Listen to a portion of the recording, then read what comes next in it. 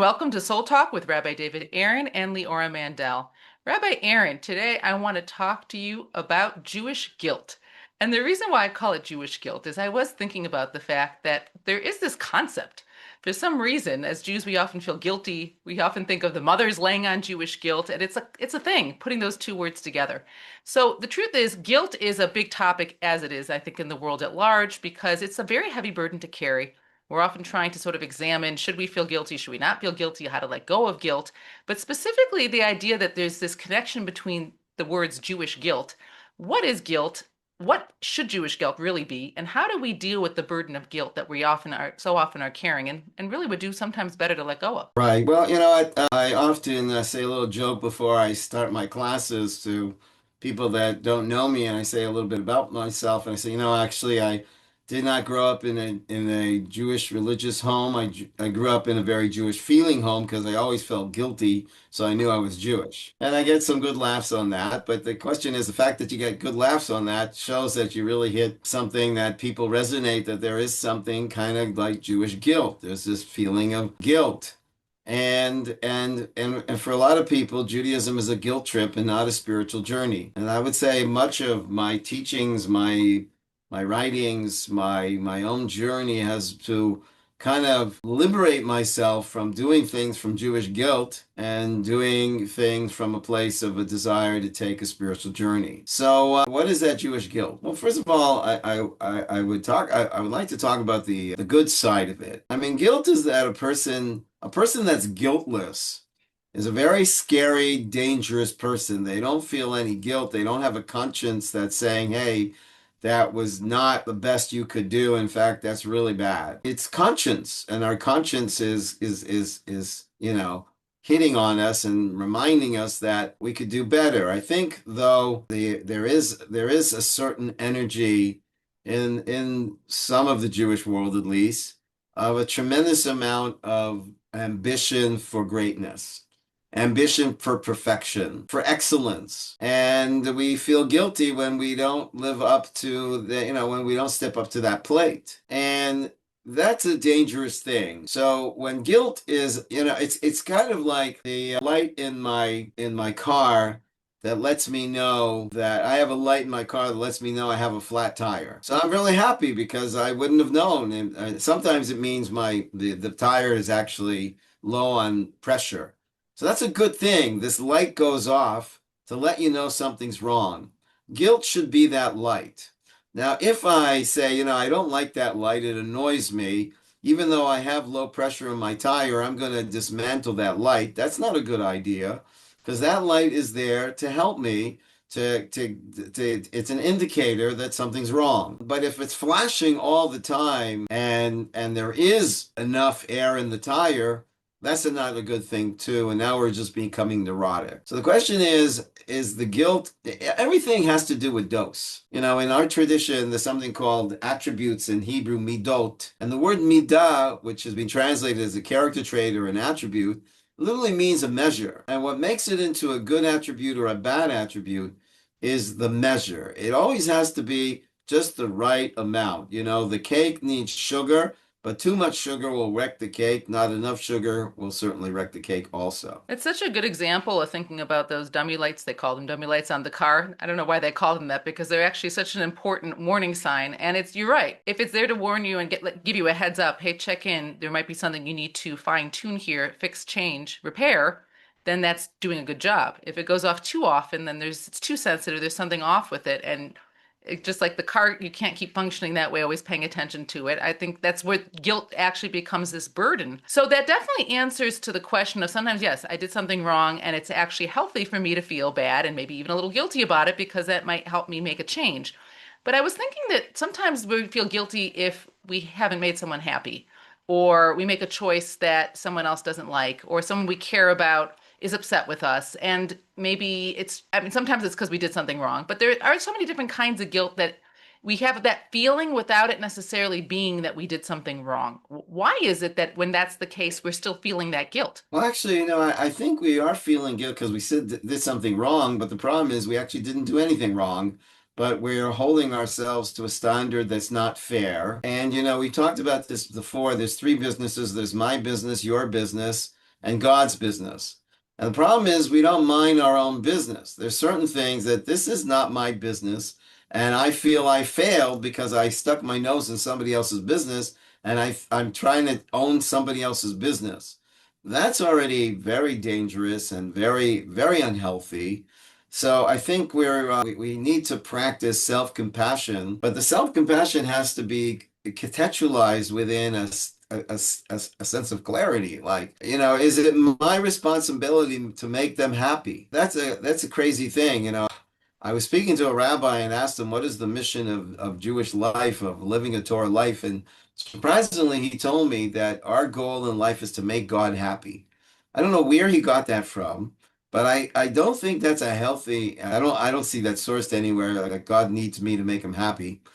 But if a person is living with expectations that are not right or are not balanced or overstated, then they're just causing so guilt. I'm not living up to expectations, and I think that might be part of this Jewish guilt brand because there are really high expectations of ourselves as Jewish people. We are supposed to be a light into the nations, and I think there is a desire for excellence in the Jewish world. I think that's really beautiful, and I think perhaps it might even be the root of some anti-Semitism because we're a minority group, and yet we have excelled in such extraordinary ways beyond the percentage of how much we represent mankind, how much we've done for mankind is extraordinary. And so we do strive for greatness. We do strive for excellence. We do take a lot of responsibility because we've been gifted a lot of responsibility. We just have to be sure that the guilt is motivating us rather than undermining us. Because when you feel guilty, guilty, guilty, at some point you just say, I can't handle it anymore, and I'm going to stop trying. Wow, what you just said, we have to make sure that the guilt is motivating us rather than undermining us, is huge because I don't know if most of us have heard of the idea of guilt connected to it helps you feel motivated. But the way you're explaining it, actually, I really see the point. And you actually gave a really good, and I just want to make sure I'm getting this right. I think like as soon as we touch into that feeling of guilt, that heavy, usually it's a heaviness for me. I don't know how anyone else feels, but everyone knows their feeling of guilt. The first question might be to say, did I do something wrong? And examine that. And if so, make a change. But again, it's motivational because the feeling now motivates me to make a change. But if I look into myself and say, I don't think I did anything wrong here, so why am I feeling guilty?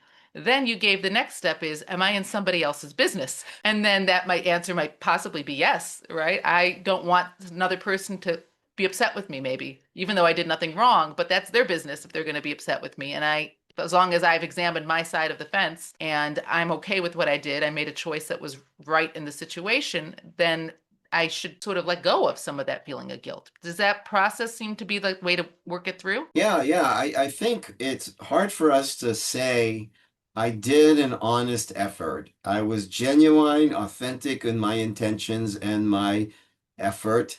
And, it's very hard for us to say, I did the best I can, because we always come back to us, well, couldn't I have done better? Could I have done better? And that's where it's hard to practice self-compassion and, kind of lay off, like go easy on yourself that you did an honest effort. You wanted to make somebody happy or you wanted to show somebody kindness. It didn't go out. There's no reason for you to feel guilty. You did your job. You did your effort. You did a good act with good intention, and okay, things didn't turn out the way you wanted it to, but that's not your business. That's in the hands of God already. So let me ask you a question because I feel like this is one of those cases where there's times where, and this is already a step in my head, I can get to a place of recognizing this, I did what I could and I'm okay with what I did. And it's not there's no reason for me to hold on to this guilt. I should let it go. And yet sometimes we find the heart doesn't let it go. It just, the heaviness is still there. You gave a really important key, I think, in saying we need to have self-compassion. That's actually a big deal. And I'm sure part of the answer to my question. But I still want to ask it anyhow because I feel like so many of us might struggle with the idea that even if I'm clear in my head, there's no reason for me to be feeling guilty here. How can we let it go so that we don't carry it still? Because we have to have the strength to put it back in the hands of God. A person, in our tradition, let's say a person really does something wrong. They admit that they did something wrong. They regret that they did something wrong, and they accept upon themselves never to do it again. But what if what they did wrong has left some consequences that cannot be remedied, you know? So they live with this guilt that everything would have been different had I not made that mistake. And according to Judaism, everything would not have been different. You know, if it happened, it's in God's hands. You made a choice and you carried out that choice. If you admit the mistake, you regret the mistake, and you accept never to do it again, and you do everything you can to remedy it, but there's certain damage that just cannot be, repaired. That's already in God's hands. If it happened, it happened. And I think part of the guilt is that people are holding on to something that is not in their control anymore. You know, I know my family was in a terrible accident and the guy was negligent in driving and he caused damage to our family. And there are still family members that have been, you know, for a lifetime been handicapped by it. Not severe handicap, but nonetheless, there were consequences to the accident that cannot be changed. And this man, I know he did tshuva, he repented, he came, he apologized, he did everything. And I hope he's not living with guilt that everything would have been different because that's already God's department. You know, everything would have been different. If that's what happened, then that was somehow the plan of God. But again, a person has to be very careful because they can use that to say, well, then I don't feel, I don't feel regret by what I did because it was a part of God's plan. We live in these two worlds. When it comes to, we have to take responsibility for the choice. And when we do that, then we are taught that God takes our name off that event and puts his name on it. Wow. I'm definitely feeling, not just hearing, that the perspective you're sharing is so powerful as far as being able to not live with those heavy feelings of guilt and also resentment. Meaning, you're showing me that a whole perspective of how you see life and how you understand God and the world and the Jewish perspective can make the biggest difference between living a life filled with constant either guilt or resentment potentially or anger versus Yeah. the capacity to really put that down when you really have the understanding that God's running the show. It's such a fine nuance. We're responsible for our actions, and at the same time, things that happen, it's in God's hands. And I know we've spoken about this before, and you've explained it very well. So we have other shows talking more specifically about this, but it does tie in here very significantly and shows the perspective that we have can make the biggest difference of constantly carrying guilt around versus being able to do our due diligence, do our part, but then be able to let it rest and continue to walking on in life in a healthier way. Right. Look, if I were to see this guy, I haven't seen him since that accident. If I were to see this guy, I'd give him a hug. I feel zero resentment, zero anger towards him. He came, he apologized. I believe he was authentic in his apology. He knows the mistake he made. He did everything he can to remedy it. And then the rest is God's business, not his or mine. So, there's so much of this conversation already has, at least for me, and I'd imagine our listeners, has really turned things on its head. Even the idea that guilt can be motivational, the idea that our whole perspective and how we even understand the purpose and the point and the productivity of guilt can also completely change its experience from being something very heavy and unwanted to something that actually potentially can free us up to become better, but it doesn't have to weigh us down. You mentioned that specifically there's, again, you even started with the joke of the concept of Jewish guilt likely comes from this desire for excellence. And I just find it so interesting because in a certain way, just like we sometimes I think offhand that guilt is bad, but you're showing us not necessarily. We think the desire of excellence can be a very good thing, and yet, in a sense, that might be the challenge of why this negative form of guilt is connected to it. So, again, it goes back to this question of how do we find the healthy balance in each of these sides? Well, you know what? I think it'll go back to excellence because I once realized that maybe you didn't fail at what you did, but you failed in your definition of success.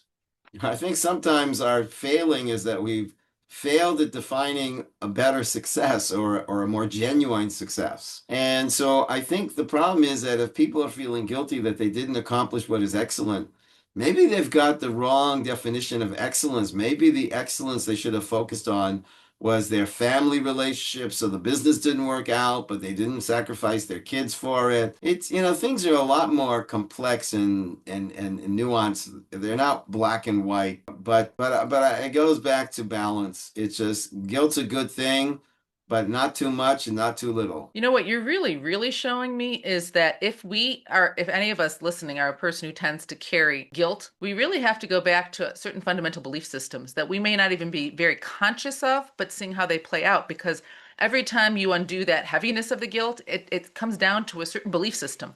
And the way you're explaining the thinking process, it releases the heaviness of guilt. And I think the way that so many people might be carrying it, holding on to it, and feeling suffocating by it, it really comes down to you need to examine real fundamental beliefs. And a change in belief system can also have a significant effect on the way we feel and experience this emotion. Yeah, our life is not make belief, but made of beliefs. So it's not a life of make belief, it's a life that's made of beliefs. And really, it's the beliefs that are determining the quality of your life. And this is such a powerful example, just this short conversation, to realize the significant difference that a belief has. And it's interesting because what I first asked you was sometimes in our head we're clear that I shouldn't be holding on to the guilt, but emotionally it's hard to let go. And yet at the same time, the emotion is so connected to a thought process. So it's, but what's, this is, I think, a deeper thought process because there's a thought process of there's no reason for me to carry guilt in this situation. I did nothing wrong. But I have to go even deeper than that is what is the belief system that's holding this emotion inside of me? And if I can call it out, see it, and change it, and you've given some very powerful and, as you're saying, Torah true beliefs that really free us from this guilt, it almost makes it seem even more ironic that the concept of Jewish guilt is out there because far from a Jewish concept, the way you're explaining it, that kind of guilt is not really Jewish. So I really want to thank you because I have a feeling for so many of us, for myself definitely, it really reframes the whole concept of guilt. It totally turns everything on its head, even the concept of Jewish guilt. Just know out there, Jewish guilt is actually not really a Jewish concept if you really understand what Rabbi Aaron is sharing here. It's so different and far from bringing something negative and something we want to try to get rid of, recognize it has a certain positive power. That's what we want to tap into and recognize when we have the right belief systems, it can be transformative. I want to thank you all for joining us, Soul Talk, Rabbi David Aaron and Leora Mandel. Thank you.